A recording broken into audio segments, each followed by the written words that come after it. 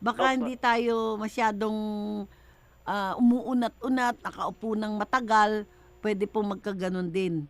Oo. Oh, kaya yan lang din at mag B1, B6 bukod sa Ah, punggos. yun.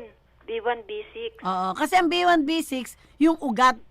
Ah, Binibigyan natin ng magandang bitamina yung ugat kasi yung mga aray-aray natin sa ugat yan eh. opo. Umiikot ng dugo doon eh. Minsan na-stuck ka kung madalas ka umupo ng matagal, wala man lang tayo-tayo, 3 oras, nakaupo ka lang. Mm. Hindi ba mahirap din no yun. Kaya bukod sa ampunggos kasi, ang binibigyan ng magandang lakas yung mga organs. Ah, Yun, ang ating kaisipan, ganyan. Sa P1, B6, kaisipan naman. Kasi puro ugat yung brain natin, yung utak eh. mm. Maraming Opo. ugat yan. Opo. Puso, ugat din po yan. Mm. Maraming ugat na pumapasok dyan ha. Kaya umiikot yung dugo sa pamagitan ng ugat. Yan ang hose. Mm. Hose, hindi pwede may bara-bara. Pag Oo. may bumara isang banda sa katawan natin, ramdam mo yung traffic. Oo. Doon na masasaktan ha. Mm. Sige po, Sister Opo. Linda, saan po kayo Punggos, nakuha ng B1, B6. kristal? Yes, mapagpalang araw po mga ka-pray partners. Ayan. I-add ko lang po to dun sa testimony or dun sa patotoo ng ating mga kapatid. And yung personal experience po ay dun sa aking mother-in-law. Sa ano nga pala? Una ay sa B1, B6. So, totoo po yun na yun. Ang B1, B6 pala ay para sa mga ugat na maliliit na ugat. So, sa case ng mother-in-law ko, meron siyang bara sa heart niya.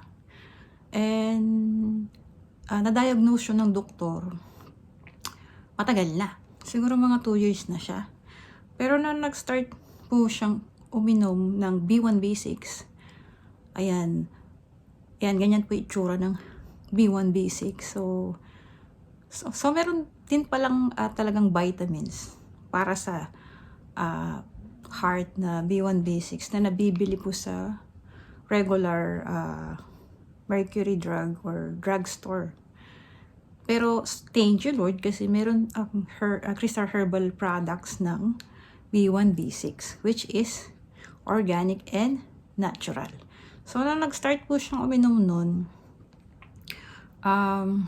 hindi naman po namin agad nalaman na nawala po yung bara. Meron kasi siyang bara daw sa maliliit na ugat ng kanyang puso, sabi ng doktor. Nakalimutan ko na yung term. Merong term doon na ginamit yung doktor eh. Pero nung nag-start po siyang uminom ng B1, B6 and naghaplos po nito, yung hinahaplos lang po niya syempre external, dito malapit sa puso niya. And then, nung siguro mga 2 months or 3 months po siyang umiinom ng B1, B6. And then, haplos nitong oil na ito. And then, nung nagpa-check up po kami sa doktor, nagulat po yung doktor kasi nawala na yung bara ng heart niya. Diba? Ang galing. Pero naka-schedule na kasi siyang lagyan ng pacemaker. Yung pacemaker na may battery, yun, kasi nga daw, nahihirapan na mag-function yung heart niya. Pero buti na lang, hindi natuloy kasi nagulat talaga yung doktor na wala na yung bara sa puso niya. And B1, B6 po. B1, B6, wala. Nakalimutan ko lang, hindi na po kasi siya umiinom kasi wala nang bara. Pero naghahaplos na lang siya nitong herbal oil. Pero paminsan-minsan nabili pa rin kami. Nakalimutan ko lang ng sachet noon. Pero ito po yung sachet niya. And then meron po siyang box. Ayan, pwede niyo bilhin kasi mas marami pong laman yun. I think, that's 600 yung box na ganyan. And napakalaking bagay po na hindi na po siya malalagyan ng pacemaker. Siyempre, pa yun, sa surgery pa rin, bubuksan pa yung heart, ilalagay yung pacemaker. Which is very risk na sa edad niya. And ayan, gusto ko lang pong i-share. I-try nyo din po yung B1, B6. Nabibili po yan, syempre, sa ating mga herbalist dyan, sa Ambel. And then, meron din po sa Lazada. Syempre, hindi natin ma-assure kasi pag sa online. So, mas maganda kung sa mismong store po tayo bumili. Dyan po sa gawain, sa atin, sa Ambel. Ayan. Syempre, ito po lagi pong ginagamit ng mga anak ko. Pag masakit ang puson, pag ng anak ko, pag may monthly period, or sa tigyawat, lagi, always, Crystal Herbal Oil. Salamat sa produktong ito ni Sis Peligayon.